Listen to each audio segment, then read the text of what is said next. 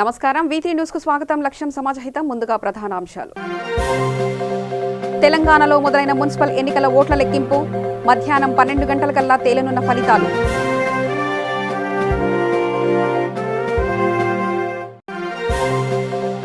ఖమ్మం జిల్లా వెంసూర్ మండలం చౌడవరం గ్రామంలో ENT హాస్పిటల్ ఉచిత హెల్త్ క్యాంప్లో పాల్గొని మందులను పంపిణీ చేసిన గ్రామ సర్పంచ్ గాయం రాంబాబు. కర్నూలు జిల్లా డోన్ NH44 జాతీయ రహదారి కంబాలపాడు సర్కిల్ సమీపంలో రోడ్డు ప్రమాదం. 5 స్వల్ప గాయాలు, ఒకరి పరిస్థితి విషమం. సీఎం జగన్ ఆంగ్ల మాధ్యమాన్ని ప్రవేశపెట్టడం అభినందనీయం. సీఎం జగన్ నిర్ణయాన్ని స్వాగతిస్తున్నామన్న సినీ నటుడు R. నారాయణమూర్తి.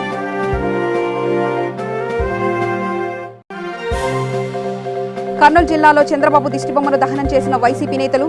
చంద్రబాబు తన వ్యవహార శైలి మార్చుకోవాలని హెచ్చరిక. ఇక వార్తల్లోకి వెళ్తే, తెలంగాణలోని 120 మున్సిపాలిటీల్లో 2647 వార్డులు, 9 కార్పొరేషన్లోని 324 డివిజన్లకు ఇటీవల జరిగిన ఎన్నికల ఓట్ల లెక్కింపు ప్రారంభమైంది. ఉదయం 8 గంటల వరకు లెక్కింపు మొదలు కాగా తొలుత పోస్టల్ బ్యాలెట్లు లెక్కిస్తున్నారు. అనంతరం బ్యాలెట్ పేపర్లు లెక్కించనున్నారు. ఓట్ల లెక్కింపు కోసం 134 కౌంటింగ్ కేంద్రాలలో 2169 టేబుళ్లను ఏర్పాటు చేశారు. లెక్కింపు ప్రక్రియలో మొత్తం 10,000 మంది సిబ్బందిని పాల్పంచుకుంటున్నారు. కౌంటింగ్ కేంద్రాల వద్ద భారీ బందోబస్తు ఏర్పాటు చేశారు. జనగామ జిల్లా మున్సిపల్ ఎన్నికల కౌంటింగ్ కేంద్రం వద్ద 144 సెక్షన్ విధించారు. కౌంటింగ్ కేంద్రం వద్ద కలెక్టర్ కృష్ణారెడ్డి పర్యవేక్షిస్తున్నారు. ఇక నల్గొండ జిల్లా చిట్యాల మున్సిపాలిటీ సిబ్బంది కౌంటింగ్ హాల్లో అన్ని ఏర్పాట్లు పూర్తి చేశారు.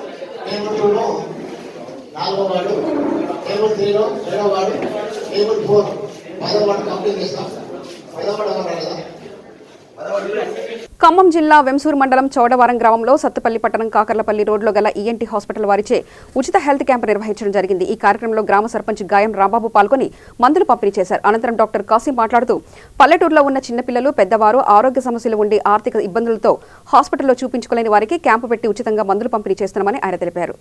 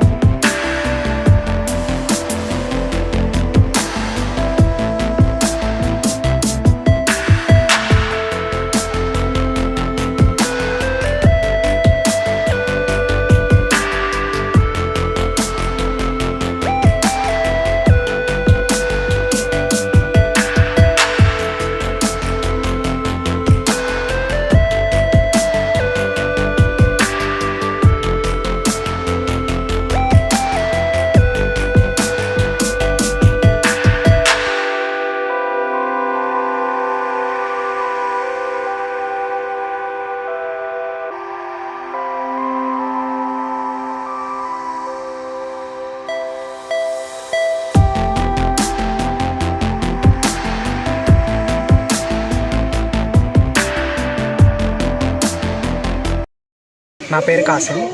నేను ఆర్ఆర్ఏ ఈఎన్టీ హాస్పిటల్ నందు డాక్టర్గా వర్క్ చేస్తున్నా. మేము ఈరోజు చౌడవరంలో క్యాంపు నిర్వహించాము. ఈ చిన్నపిల్లలకి చెవికి సంబంధించిన వ్యాధుల గురించి చిన్నపిల్లలకి అందరికీ ఎక్స్ప్లెయిన్ చేసాం. ఇది బాగా పల్లెటూరు కాబట్టి ఇక్కడ జనాలకి చెవు గురించి, ముక్కు, చెవి, గొంతు గురించి అంత తెలియదు కాబట్టి వాళ్ళకి వ్యాధుల గురించి ఎక్స్ప్లెయిన్ చేసి ఫ్రీ క్యాంప్ నిర్వహించి ట్యాబ్లెట్స్ ఇచ్చాము. వాళ్ళకున్న ప్రాబ్లమ్స్ అన్నీ ఐడెంటిఫై చేసి వాళ్ళకి ఫ్రీగా మెడిసిన్స్ ఇచ్చాము. మేము గమనించిన సమస్యలన్నింటినీ చూసి పెద్ద హాస్పిటల్కి వాళ్ళని వెళ్ళమని చెప్పి అడ్వైజ్ చేశాము. రాష్ట్రంలోని ప్రభుత్వ పాఠశాలలో సీఎం జగన్ ఆంగ్ల మాధ్యమాన్ని ప్రవేశపెట్టడం అభినందనీయమని సినీ నటుడు ఆర్ నారాయణమూర్తి పేర్కొన్నారు. తూర్పుగోదావరి జిల్లాలో ఆయన మాట్లాడుతూ తను చదువుకునే సమయంలో ఉచిత ఆంగ్ల మాధ్యమం లేక ఇబ్బందులు పడ్డామని, సీఎం జగన్ నిర్ణయాన్ని తాను స్వాగతిస్తున్నారని అన్నారు. పరిపాలన వికేంద్రీకరణ అన్ని చోట్ల ఉంటేనే అభివృద్ధి జరుగుతుందని, 3 రాజధానులేమొద్దని డాక్టర్ బిఆర్ అంబేద్కర్ ఆనాడే చెప్పారని అన్నారు. అమ్మ తెలుగు భాష అయితే నాన్న ఇంగ్లీష్ భాష అని, అమ్మా నాన్న కలయికే భాష అని ఆయన వ్యాఖ్యానించారు. ఈ కార్యక్రమంలో ఆయనతో పాటు సినీ నటుడు Sirivennela Sitaramasastri, metro MD MVS Reddy, Anaparthi MLA Suryanarayana తదితరులు పాల్గొన్నారు. శ్రీకృష్ణ కమిటీలో కానీ, శివరామకృష్ణ కమిటీలో కానీ, ఆంధ్రప్రదేశ్లో ఉన్న ముఖ్యంగా రాయలసీమ కానీ, ఉత్తరాంధ్ర కానీ చాలా వెనుకబడి ఉన్నాయి. వాటికి 2 రాష్ట్రాలు విడిపోయేటప్పుడు ప్రత్యేక ప్యాకేజీ కల్పించాలి, ఆంధ్రప్రదేశ్కి ప్రత్యేక హోదా ఇవ్వాలి అని రికమెండ్ చేశాయి. ఈ కమ్ టు రాయలసీమ. దేశోద్ధారక నాగేశ్వర పంతులు గారి ఇంటిలో, ఆ ఇంటి పేరు శ్రీబాగ్, అక్కడ అటు రాయలసీమ నాయకులు, ఇటు మన కోస్తాంధ్ర నాయకులు కలిసి పొట్టి శ్రీరాములు గారి త్యాగంతో రాష్ట్రం విడిపోబోతుంది, మనకు సెపరేట్ రాష్ట్రం వస్తుంది ఉమ్మడి మద్రాసు నుంచి, మనందరికీ ఒక రాజధాని కావాలి, అది ఎక్కడ పెట్టుకుందామని చెప్పినప్పుడు ఆ శ్రీబాగ్ ఒప్పందంలో చెప్పిన విషయం ఏంటంటే, అనేక మంది పెద్దలు చెప్పింది ఏంటంటే, కర్నూలు రాయలసీమలో పెట్టుకోవాలి, చాలా వెనుకబడిన ప్రాంతం అని చెప్పారు. అప్పటికే శ్రీబాగ్ ఒప్పందంలో ఏమైతే ఒప్పందాలు ఉన్నాయో, ఒప్పందానికి ముందు యూనివర్సిటీ అనంతపురం రావాలి రాయలసీమలో, కానీ ఆ యూనివర్సిటీ అనంతపురం రాలా, విశాఖపట్నంకి వచ్చింది. సో అప్పటి నుంచి రాయలసీమ నాయకులకి, మన కోస్తాంధ్ర నాయకుల మీద ఒక గ్రడ్జ్. ఆ దశలో మేము విడిపోతే చెన్నైతో ఉంటాం కానీ మేము ఆంధ్రప్రదేశ్తో ఉండం, కోస్తాంధ్రతో ఉండం రాయలసీమ నాయకులు చెప్పారు. పప్పు రాఘవాచార్యులు గారు కానీ, రామకృష్ణారెడ్డి గారు కానీ, కడప కోటిరెడ్డి గారు కానీ, ఇటువంటి మహా రాయలసీమ నాయకులందరూ. అప్పుడు టంగుటూరి ప్రకాశం పంతులు గారు, తెలుగు తల్లి తమ్ముళ్ళు మనందరూ విడిపోవద్దు, ఒకే రాజధానిగా ఉండాలి, శ్రీబాగ్ ఒప్పందాన్ని మనం యాక్సెప్ట్ చేయాలి, ఇంప్లిమెంట్ చేయాలన్నాడు ఆయన టంగుటూరి ప్రకాశం పంతులు గారు. ఆ దశలో కృష్ణా జిల్లాలో, విజయవాడలో చాలామంది ఆ మాట చెప్పినందుకు టంగుటూరి ప్రకాశం పంతులు గారి విగ్రహాన్ని లాగేసి బడేసి ముక్కలు చేసేశారు. సో అలా కాకూడదు, రాయలసీమ నిజంగా వెనుకబడి ఉంది. కాబట్టి కర్నూలుని రాజధాని అయితే ఉమ్మడి ఆంధ్రప్రదేశ్, రాజధాని కూడా హైదరాబాద్కి వెళ్ళిపోయింది. కాబట్టి రాయలసీమకు ఆదరించి అన్యాయం జరుగుతుంది. కాబట్టి బీజేపీ పార్టీ కానీ, తెలుగుదేశం కానీ, వైఎస్ఆర్పీ పార్టీ కానీ, ఎనీ పార్టీ, జనసేన కానీ కర్నూలుకి న్యాయం జరగాలి, కర్నూలు హైకోర్టు కావాలని చెప్పారు. ఈవేళ జగన్మోహన్ రెడ్డి గారు పరిపాలనా వికేంద్రీకరణ దశలో కర్నూలుకి హైకోర్టు ఇవ్వడం అనేది నేను స్వాగతిస్తున్నా. Number 1. Number 2, come to Uttarandhra. Srikrishna కమిటీలో రాయలసీమ ఉత్తరాంధ్ర లింకబడి నేను చెప్పడమే కాకుండా, ఉత్తరాంధ్ర జిల్లాల నుంచి శ్రీకాకుళమా, విజయనగరమా, విశాఖపట్నమా అనేక మంది పొట్ట చేత పట్టుకుని హైదరాబాద్ రావడమా, భివాండి పోవడమా, సూరత్తా, gulf countries, so many countries పొట్ట చేత పట్టుకుని వెళ్ళిపోతున్నారు ఉత్తరాంధ్ర ప్రజలతో వెనుకబడి ఉన్నవాళ్ళు. అటువంటి ఉత్తరాంధ్రను కూడా డెవలప్ చేయాలని చెప్పారు శ్రీకృష్ణ కమిటీలో, శివరామకృష్ణ కమిటీ కూడా. ఆ దశలో ఈవేళ విశాఖపట్నాన్ని పరిపాలనా రాజధానిగా చేయడం అనేది జగన్మోహన్ రెడ్డి గారు నేను మనస్ఫూర్తిగా స్వాగతిస్తున్నాను. ఎక్కడ పరిపాలన ఉంటుంది అక్కడే అభివృద్ధి ఉంటుంది, అక్కడే అభివృద్ధి వికేంద్రీకరణ ఉంటుంది. అదే దశలో మన అమరావతి ఏమవుతుందో, అమరావతిలో చట్టసభలకు రాజధానిగా పెట్టుకుంటూ, ఏ రైతులైతే, ఏ మహానుభావులైతే 2 రాష్ట్రాలు విడిపోయాం, ఈవేళ మనకు అమరావతి రాజధాని అవుతుంది అని 3 పంటలు పండే భూమును కూడా వాళ్ళు ఎలా త్యాగం చేసి ఇచ్చారో, ఆ అమరావతిలో ఈవేళ ఆ రైతుల భూముల్ని వాళ్ళకి ఇవ్వడమే కాకుండా జగన్మోహన్ రెడ్డి గారు రైతులకు న్యాయం చేసి అమరావతిని ఈవేళ ఆయన ఏ రకంగా చట్టసభ రాజధాని పెట్టాడు ఆ విధంగా చేసి అన్ని ఏరియాలను కూడా వికేంద్రీకరణ చేస్తూ డెవలప్ చేస్తూ మున్ముందుకు సాగాలని ఈ దశలో అనేక మంది కులపరంగా, భాషాపరంగా, మతపరంగా రెచ్చపోకుండా వాస్తవాలని అన్నింటినీ అంగీకరించి వెనుకబడి ఉన్న వాళ్ళని అప్లిఫ్ట్ చేయడంలో ఒక గొప్ప భాగ్యంగా, గొప్ప ఆవశ్యకతగా జగన్మోహన్ రెడ్డి గారి నిర్ణయం తీసుకున్నారని నమ్మి సపోర్ట్ చేయాల్సిందిగా నేను విజ్ఞప్తి చేస్తున్నాను. కర్నూలు జిల్లాలో వైసీపీ నేతలు చంద్రబాబు దిష్టిబొమ్మను దహనం చేశారు. ఈ సందర్భంగా వారు మాట్లాడుతూ రాష్ట్రంలో 3 రాజధానుల బిల్లును శాసనమండలిలో చంద్రబాబు అడ్డుకునేందుకు ప్రయత్నించడంతో దిష్టిబొమ్మను దహనం చేశామని వారు అన్నారు. చంద్రబాబు రాయలసీమ ద్రోహి అంటూ ఆగ్రహం వ్యక్తం చేశారు. చంద్రబాబు తన వ్యవహార శైలి మార్చుకోవాలని హెచ్చరించారు. చంద్రబాబు నాయుడు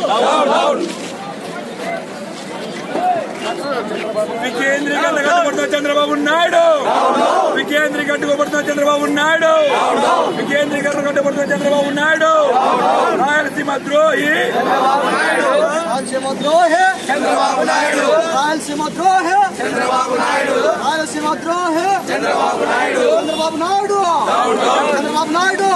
తెలుగు ప్రజలంతా తీవ్రమైన పరిరక్షణ చేసిన శాసనమండలి చైర్మన్ వెంటనే రాజీనామా చేయాలి. ఎంఏ షరీఫ్ గారైనటువంటి శాసనమండలి చైర్మన్ ఒక పార్టీ అధ్యక్షులు చెప్పినట్లు నడుచుకొని తెలుగుదేశం పార్టీ కార్యకర్తలు పనిచేశాడు తప్ప శాసనమండలి చైర్మన్గా ఆయన హోదాలో పనిచేయక సిగ్గుబాటుని పనిచేసేందుకు ముందు ఎంఏ షరీఫ్ గారు రాజీనామా చేయాలని, ఆ పదవికి అనర్హుడుగా కాబట్టి వెంటనే ఆయన నైతిక బాధ్యత వహించి రాజీనామా చేయాలని మేము డిమాండ్ చేస్తున్నాం. అంతేకాకుండా మరి ఈరోజు రాయలసీమకు, అందులో ముఖ్యంగా మన కర్నూలుకు హైకోర్టు వచ్చే పరిస్థితి ఉంటే దాన్ని ఈరోజు చంద్రబాబు నాయుడు గారు అడ్డుకోవడం జరిగింది. మరియు ప్రభుత్వాలు మారుతున్నా వైద్యుల నిర్లక్ష్యం మాత్రం మారడం లేదు. ప్రభుత్వ ఆసుపత్రిలోని అత్యవసర విభాగంలో వైద్యులు లేక రోగులు ఇబ్బందులు ఎదుర్కొంటున్నారు. వైద్యం అందక ప్రాణాలు గాల్లో కలిసిపోయే దుస్థితి నెలకొంది. అలాంటి సంఘటనే కర్నూలు జిల్లా డోన్లో చోటు చేసుకుంది.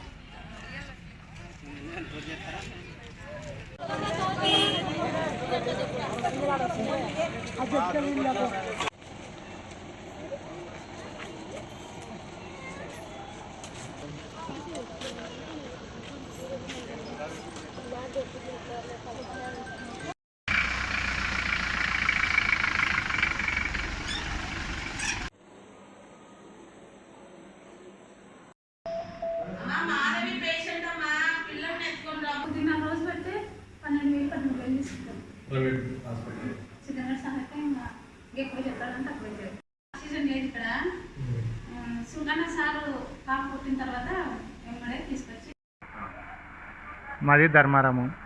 మా తమ్ముడు సమస్య వచ్చి కొట్లాడి పురుగుల మంది తాగినాడు. అప్పులు మోపాయి పురుగుల మంది తాగినాడు. ఇప్పుడు గంట అయితే కూడా మీరే నీళ్ళు దాపుకోండి, మా కాడ పైపులు లేవు, లేదంటే కర్నూలుకి రాసేయండి అంటే మీరు రాసేయమంటే రాసిస్తాం అంతే. వాళ్ళు ఎవరు చూడడం లేదు మా కాడికి వచ్చి. ఒక ఆయన వచ్చినాడు నీళ్ళు దాపు అన్నాడు. ఇప్పుడు ఒక మేడం వచ్చి రాసిచ్చి బాటలు ఇప్పుడు పెట్టింది. గంట సేపే మేము వచ్చి ఇప్పుడు అంబులెన్స్కి రాసాను మేము అడిగితే వాళ్ళు రాసిస్తున్నారు. వాళ్ళు ఏం కక్కిచ్చారు? మేమే నీళ్ళు దాపుకుండా మేమే కక్కించినాం. వాళ్ళు నీళ్ళు తాపని బకెట్ ఇచ్చినారు. ఉప్పు ప్యాకెట్ తెచ్చుకోని చెప్పినారు. ఉప్పు వేసినాం, తాపినాము. ఇంకా బకెటలు తాపు కక్కియండి మీరే అన్నారు వాళ్ళు. పైపు వేసి తాపు. ఒక్క నర్సు వచ్చింది, ఇప్పుడు వచ్చింది నర్సమ్మ. గంట సేపు నుండి ఇప్పుడు వచ్చింది. ఇంతకుముందు ఎవరు వచ్చారో ఒక ఆయన వచ్చినాడు. ఆయన మాత్రం నీళ్ళు ఆపు, మేమేం చేసేకి లేదు, ఈయన స్పృహలో ఉన్నాడు కాబట్టి మేము పైపులు ఎన్నిక లేదు అన్నాడు. కర్నూలు జిల్లా డోన్ NH44 జాతీయ రహదారి కంబాలపాడు సర్కిల్ సమీపంలో రోడ్డు ప్రమాదం చోటు చేసుకుంది.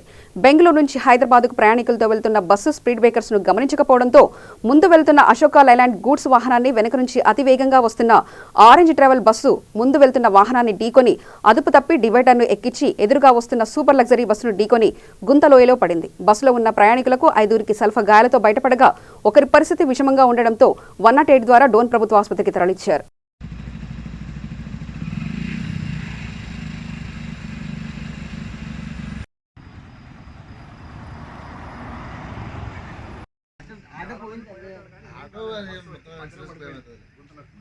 డ్రైవర్ బతికినాడా?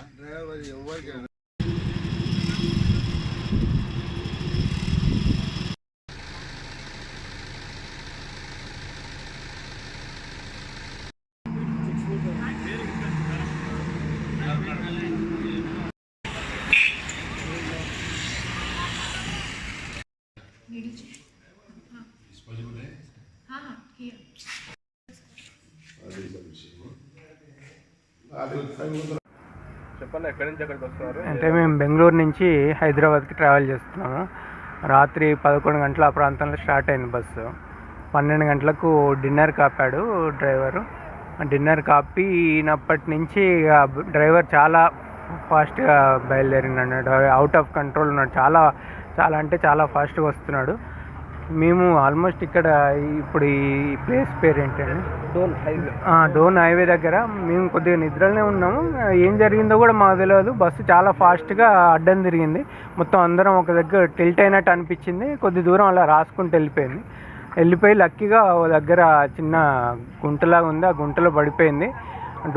ముందటి డోర్ మొత్తం క్రష్ అయిపోయింది. సో ఎవరు ముందటి నుంచి దిగడానికి కష్టమైపోయింది. సో అందరం బ్యాక్ ఎమర్జెన్సీ డోర్ ఉండే, ఆ ఎమర్జెన్సీ డోర్ నుంచి దిగినాము. లక్కీగా ఎమర్జెన్సీ డోర్ మా పక్కనే ఉండడం, దాని నుంచి మెల్లగా ఒకరం బయటకు వచ్చాము.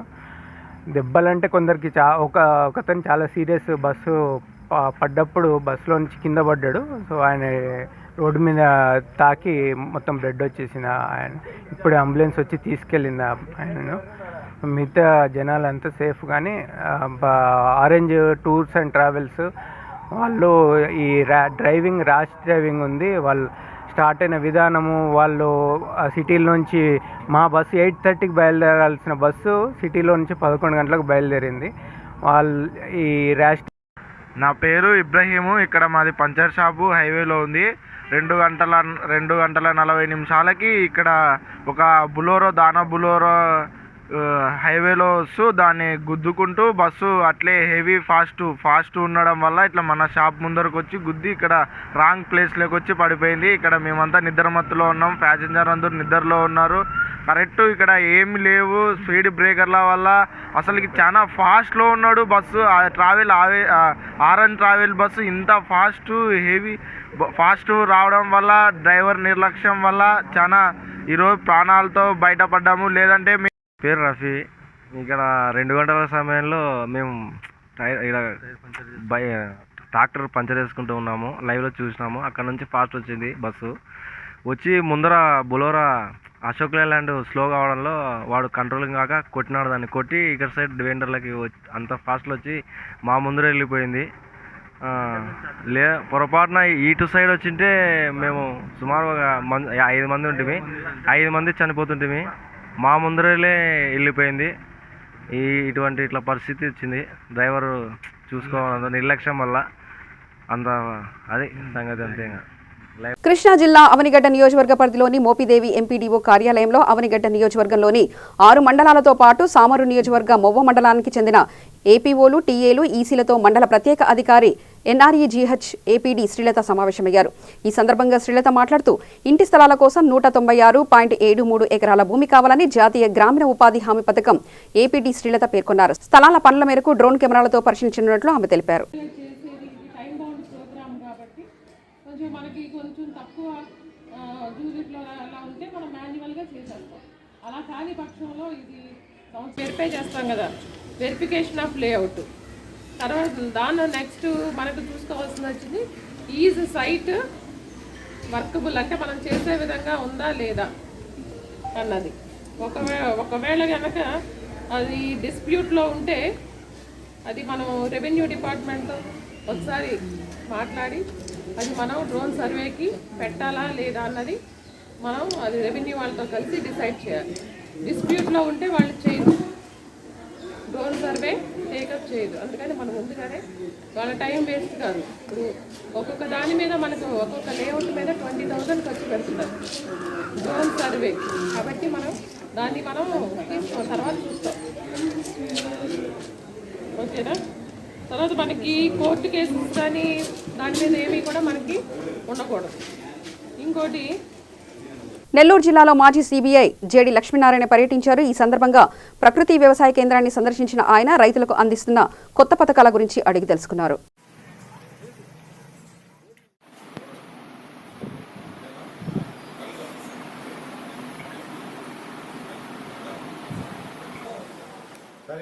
వచ్చి మనకి చెప్పిన తర్వాత తయారు చేసి ఇస్తాం సార్. లాంగ్ స్టాండింగ్ మాత్రం అటు మొత్తం లాంగ్ స్టాండింగ్ సార్. తర్వాత మన కాల్షియం కలిపితే ఎక్కువ మనకి ఇది ఉంటుంది సార్, ఎందుకంటే ఎక్కువ రోజులు నిల్వ ఉంటుంది. ఈ బెల్లాన్ని నేను వాడుతున్నాను సార్ కషాయాల్లో.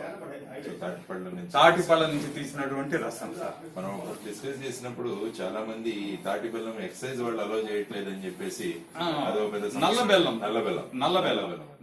ఎవరికైనా చెప్పాలంటే చెప్పండి. ఇది తీవ్ర సమయం సార్. పూర్వం రోజుల్లో మన కిరసనాలు కొట్టి దీని మీద పెట్టుకునేవాళ్ళు. అది సార్. తర్వాత అది 200 సంవత్సరాల క్రితం ఇది సార్ ఆ కనిగిరి పల్లెల్లో ఉంచి తెప్పించాను సార్. తర్వాత ఇది రాట్నం సార్, వెనకటి రోజుల్లో రాట్నం సార్.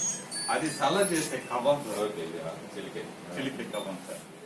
తర్వాత దీని మీద మన హెల్త్ పాయింట్ లో కూడా మరలా తయారు చేస్తాం సార్ ఇంకొకటి. అది పురుగులకి సంబంధించిన ఫైర్ సార్. ఇదంతా కూడా ఈ పెస్టిసైడ్స్ సంబంధించి సార్. ఇది వచ్చేసి మన హెల్త్ ఇది సార్.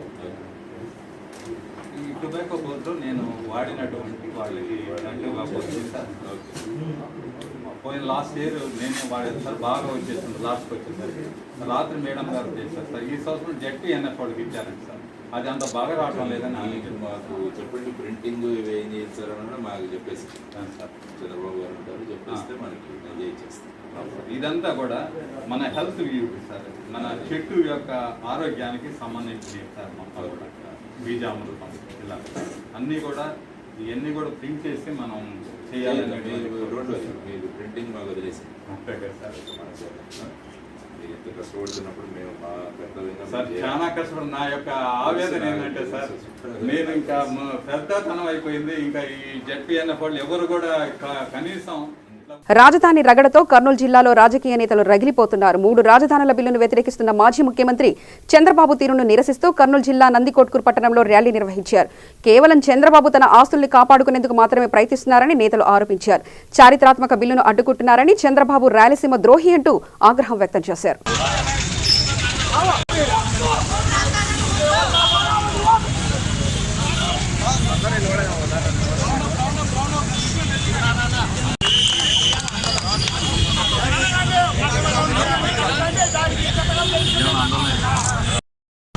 ముఖ్యమంత్రి శ్రీ జగన్మోహన్ రెడ్డి గారు 1937లో జరిగినటువంటి శ్రీబాగు పరిపాలన వికేంద్రీకరణ జరగాలని విశాఖపట్నం రాజధాని చేసుకొని 3 ప్రాంతాలను సమాన పరిధిలో అభివృద్ధి చేయాలనే ముఖ్య ఉద్దేశాన్ని తీసుకున్నటువంటి నిర్ణయాన్ని, ఎందుకంటే ఇక్కడ హైకోర్టు ఏర్పరిస్తే ఇక్కడ ప్రాంతం అభివృద్ధి చెందుతుంది.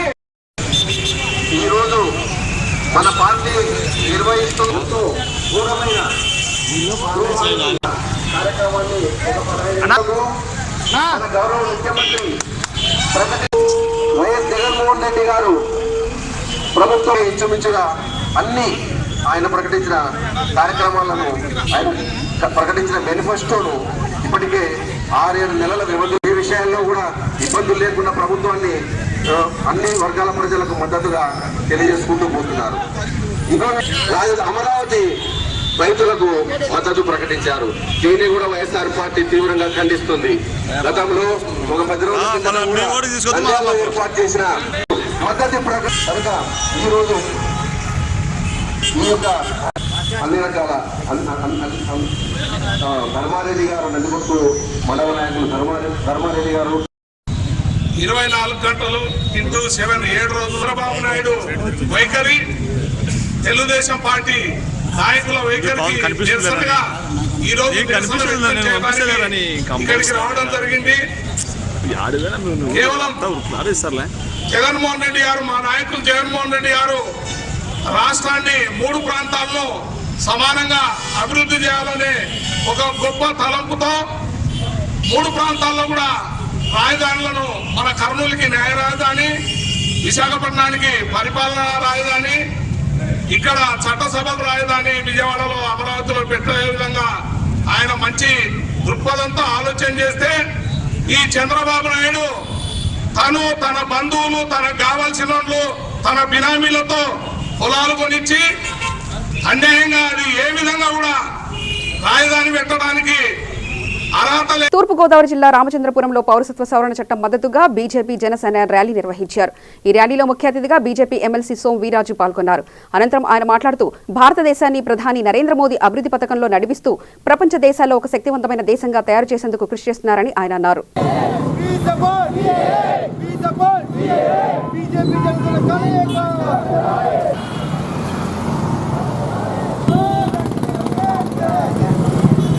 రామచంద్రపురం నియోజకవర్గంలో భారతీయ జనతా పార్టీ జనసేన కార్యకర్తల యొక్క ఆధ్వర్యంలో సిటిజన్ అమెండ్మెంట్ యాక్ట్ మీద రామచంద్రపురంలో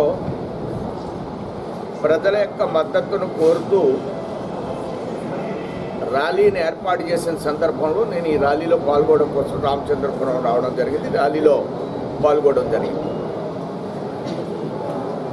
భారతదేశాన్ని నరేంద్ర మోడీ గారు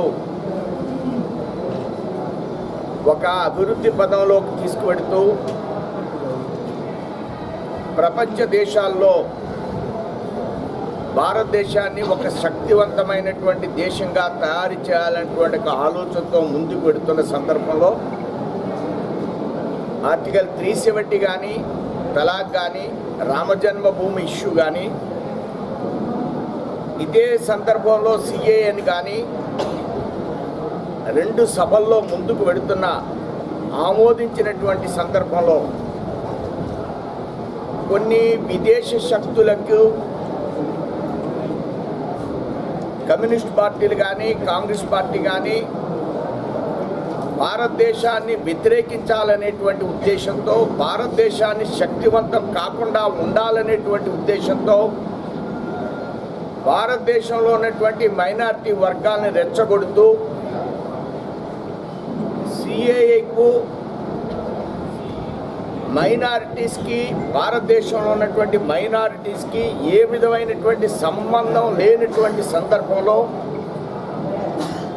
ఏదైతే పాకిస్తాన్ కానీ బంగ్లాదేశ్ కానీ ఆఫ్ఘనిస్తాన్ కానీ అవి ముస్లిం దేశాలు మైనారిటీ అవి ముస్లిం దేశాలని ప్రకటించినటువంటి దేశాలు. అక్కడ ఉన్నటువంటి భారతదేశానికి సంబంధించినటువంటి హిందువులు కానీ క్రిస్టియన్స్ కానీ పార్సీలు కానీ సిక్కులు కానీ బౌద్ధులు కానీ ఆ దేశంలో ఉన్నటువంటి మైనారిటీస్ వాళ్ళు ఈ దేశానికి వస్తే 14 మొన్నటి వరకు 14 ఉండేది 14 వరకు ఉండే వాళ్ళని మన దేశంలో పౌరసత్వం ఇవ్వాలనేటువంటి ఒక చట్టాన్ని మోడీ గారు చేశాం. శాసన మండలి రద్దు విషయంలో మా నేషనల్ పార్టీ మాకు ఒక స్టాండ్ ఇచ్చింది. దీని మీద ఏ విధమైనటువంటి కామెంట్ చేయకూడదని. అమరావతి అనేది రాజధాని అమరావతిలోనే ఉండాలి. మేము కర్నూలులో ఒక హైకోర్టు పెట్టాలనేది మా పార్టీ నిర్ణయం తీసుకుంటే అది బిల్లులో. వార్తలు ముగించే ముందు ప్రధానాంశాలు మరోసారి చూద్దాం. తెలంగాణలో మొదలైన మున్సిపల్ ఎన్నికల ఓట్ల లెక్కింపు. మధ్యాహ్నం 12 గంటలకల్లా తేలనున్న ఫలితాలు.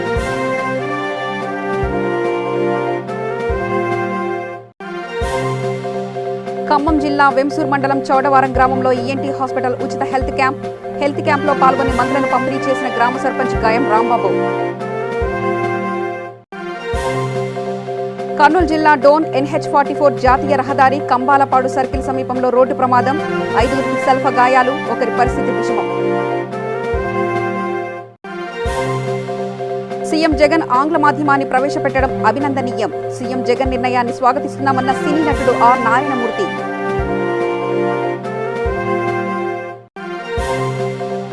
కర్నూలు జిల్లాలో చంద్రబాబు దిష్టిబొమ్మను దహనం చేసిన వైసీపీ నేతలు. చంద్రబాబు తన వ్యవహార శైలి మార్చుకోవాలని హెచ్చరిక. సమగ్ర సమాచార శ్రవంతికై చూస్తూనే ఉండండి V3 న్యూస్. లక్ష్యం సమాజహితం.